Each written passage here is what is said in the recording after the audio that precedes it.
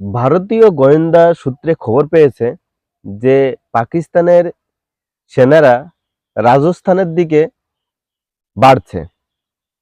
এই কথা শোনার পরে কিন্তু ভারতীয় যে সেনারা আছে ওনারা কিন্তু রাজস্থানের দিকে যে আর্টিলারি বা যে কামান নিয়ে আছেন সেই জায়গা থেকে কিন্তু বোমা গোলা সব বিস্ফোরণ করছে।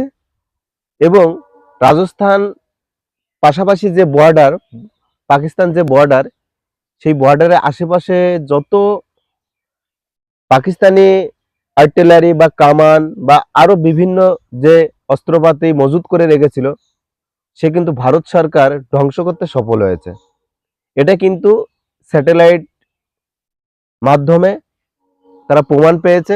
এবং যে পাকিস্তানের যে এয়ার ডিফেন্স সিস্টেম ছিল সেটাকে ধ্বংস করেছে।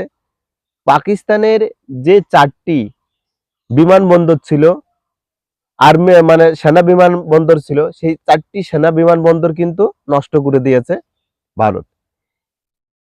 তারপরে পাকিস্তানের যে পোর্ট ছিল, জাহাজ পোর্ট ছিল, সেই জাহাজ পোর্টও কিন্তু নষ্ট করে দিয়েছে। তার মানে কি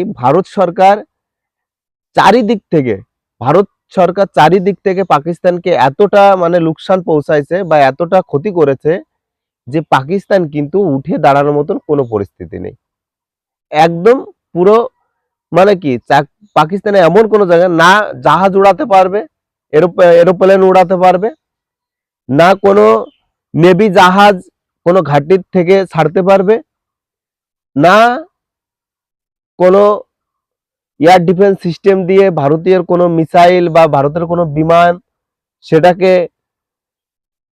করতে পারবে, বুঝতে পারবে।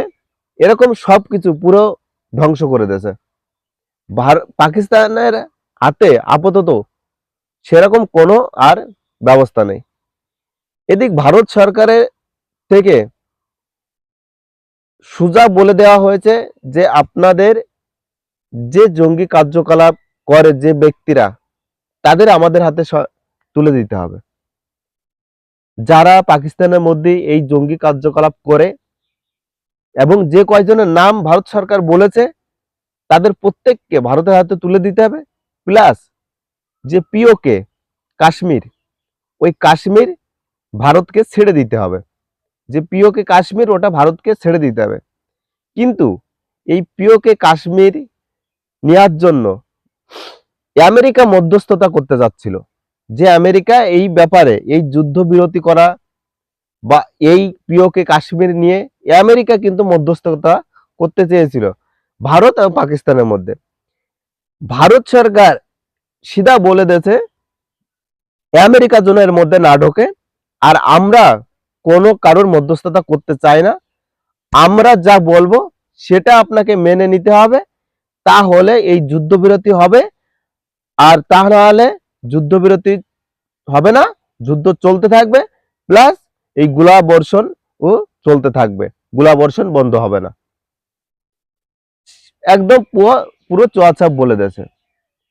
তাহলে ভাবুন, এদিকে আবার পাকিস্তান শুধু এক জ্বালাই পড়ে নেই, পাকিস্তানের আবার বালুচিস্তান নামে একটি জায়গা আছে, সেই বালুচিস্তানের যে আর্মিরা, ঠিক আছে, ওরা আবার ওই বালুচিস্তানটাকে নিজেদের স্বাধীন রাষ্ট্র বলে ঘোষণা করতে চায়, স্বাধীন রাষ্ট্র বলে ঘোষণা করতে চায়, বা ওটা পাকিস্তান থেকে আলাদা একটা রাষ্ট্রে পরিণত করতে চায়।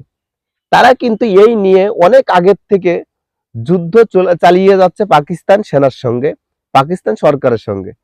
তো এই সুযোগে এই ভারত একদিকে অ্যাটাক করেছে, এদিকে ওই বালুচিস্তানের যে আর্মি আছে তারা অ্যাটাক করেছে, এদিকে আফগানিস্তানও কিন্তু অ্যাটাক করেছে। মানে ভারত অ্যাটাক করার পরপরই আফগানিস্তান, বালুচিস্তান এরা প্রত্যেকে কিন্তু সুযোগ পেয়ে গেছে যে এই সুযোগে কিন্তু ফায়দা লুটতে হবে। সেই সুযোগে কিন্তু এরা ফায়দা লুটছে। আর বলেছে যে আফগানিস্তান বলেছে যে আমাদের অংশ পাকিস্তানের মধ্যে আসে সেটা ছেড়ে দিতে হবে, ভারত বলেছে পিওকে ছেড়ে দিতে হবে, এদের পাকিস্তান বলেছে এই পাকিস্তানের বালুচিস্তানের যে আর্মিরা আছে তারা বলেছে আমাদের বালুচিস্তান ছেড়ে দিতে হবে। এবং এই বালুচিস্তানে পাকিস্তানের যে সরকার চায়নাদের নিয়ে নিয়ে এসে বসিয়েছে, সেখানে বিভিন্ন অফিস আদালত করেছে, তাদের বসিয়েছে, তাদের দিয়ে বিভিন্ন কাজ কর্ম চালাচ্ছে।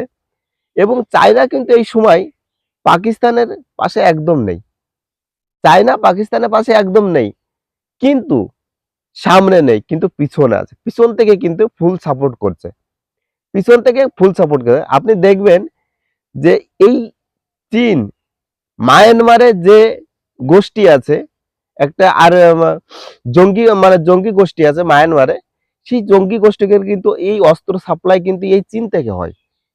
চীন পুরো সাপোর্ট করে তাদের, যাতে পরবর্তীতে যদি কোনো প্রয়োজন লাগে তো যাতে ভারতের বিরুদ্ধে তাদের কাজে লাগানো যায়। ঠিক আছে, এই একটা পরিকল্পনা নিয়ে কিন্তু চীন থাকে। এদিকে বাংলাদেশকে এত ঋণ দিয়েছে, বাংলাদেশকে এত ঋণ দিয়েছে যে সে ঋণের পরিমাণ বলার বাইরে। যে বাংলাদেশও যে ভারতের এই চীনের বিরুদ্ধে কিছু বলতে পারবে না। চারিদিকে এইভাবে কিন্তু চীন পুরো দিনায় জড়িয়ে রেখেছে পুরো দেশগুলোকে। ভারতের চারিপাশে যত লোক আছে প্রত্যেককে টাকা দিয়ে কিন্তু জড়িয়ে রেখেছে।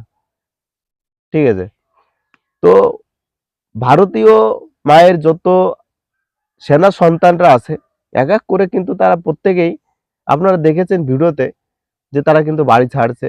তাদের কিন্তু ফোন আসছে যে আপনি চলে আসুন, ডিউটিতে জয়েনিং করুন।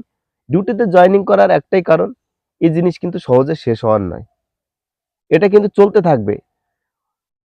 এমনিতেই প্রায় 40-45 জন আমাদের ভারতীয় সেনা মারা গেছে অলরেডি এই যুদ্ধে। আরো যে কত হবে এটা বলার বাইরে আছে, কারণ যুদ্ধ চলছে, যুদ্ধবিরতি কবে হবে সেটা বলা যাচ্ছে না। একবার শুরু হতে পারে, কিন্তু সেটা বন্ধ হওয়াটা অনেক কষ্টসাধ্য।